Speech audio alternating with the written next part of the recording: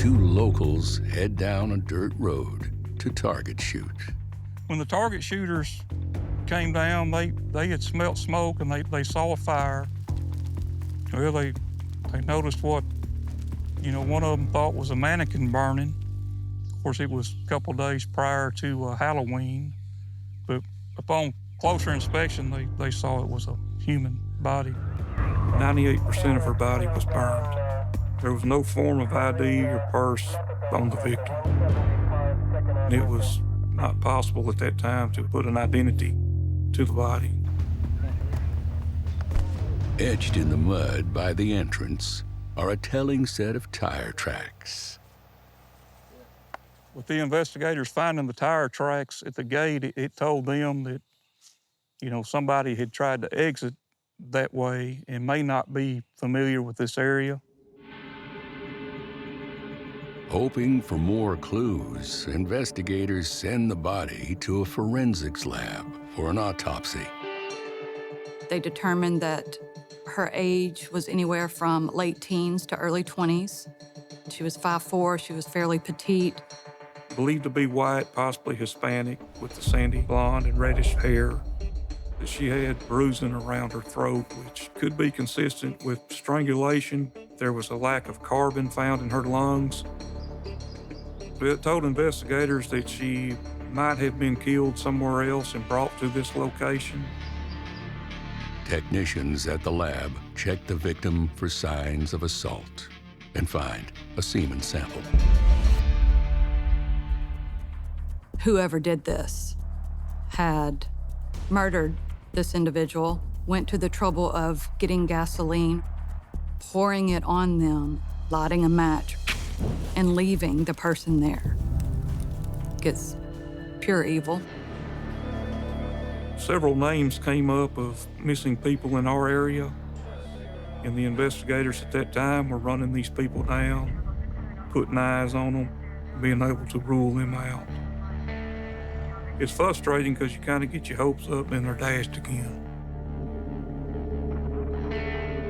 As the police look for new leads, her pale purple sweater inspires a nickname, Lavender Doe. I think the name Lavender Doe really helped the case stand out from all of the other thousands and thousands of Jane and John Does out there. As the case gathers dust, police catch a break. The DNA profile from the semen sample collected at the crime scene gets a hit in CODIS, the Combined DNA Index System. The suspect's name is Joseph Wayne Burnett. Joseph Burnett's occupation was painting oil wells. Burnett was a local sex offender. Mr. Burnett was living in Upshur County but had not registered there. So law enforcement began at that point to get an arrest warrant for failure to register. When investigators interviewed Burnett, he tells them that obviously he was with Lavender Doe due to his semen being in her. But he advised that he did not kill her. Unable to place Burnett at the crime scene, the investigation comes to a halt. He caught a charge on a fail to comply as a sex offender, and he went away for 10 years. With every lead a dead end, the case of Lavender Doe goes as cold as a winter wind whipping through the Texas pine woods. July 19th of 2018, I was contacted by the Longview Police Department in reference to a missing female named Felicia Pearson, and the boyfriend listed was Joseph Wayne Burnett.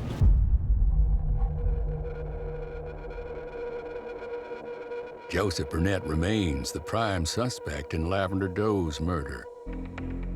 After serving his 10-year sentence, he's been a free man for over a year.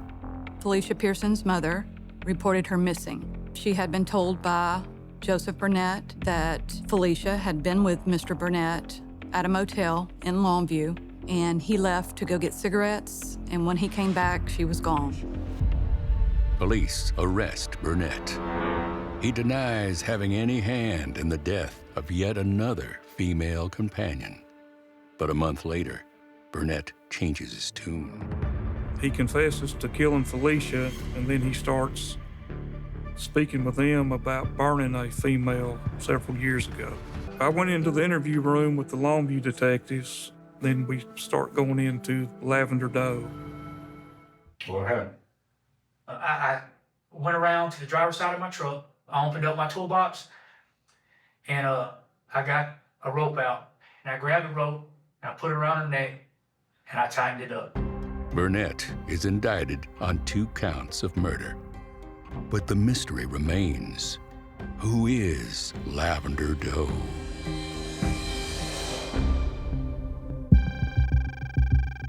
I found a descendant in East Texas. Her name was Valerie, and she lived only about 30 minutes from where Lavender Doe was found. I thought to myself, this is it. We solved the case. We found Lavender's mother. We arrived at Valerie's house. Valerie didn't have any idea of who it could be in her family. While Valerie might not know Lavender Doe's identity, her DNA could provide the answer. We found there were over 25 first cousins. As we were building down the family tree, we came upon Robin Novotny. She was the right age to be a parent of Lavender Doe's. She was married to a man named John Dodd. There wasn't a lot of stability in this family, and that sparked our interest. There was also a younger woman, Dana Dodd. We could see that she was exactly the same age as what we believed Lavender Doe to be.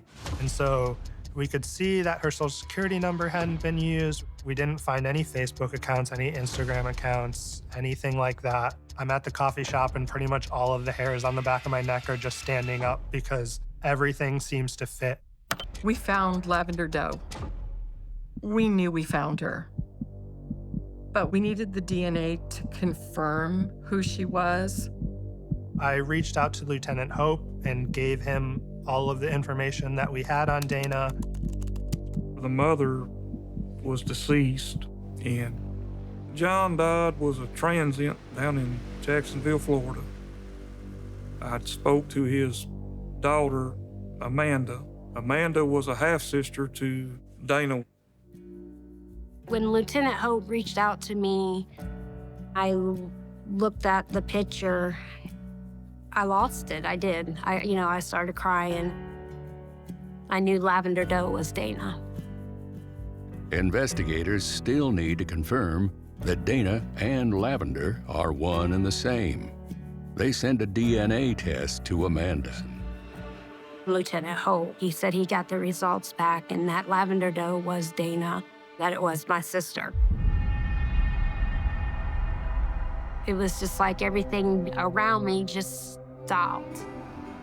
Joseph Burnett was charged with 2 homicides, one being Dana Dodd and the other being Felicia Pearson.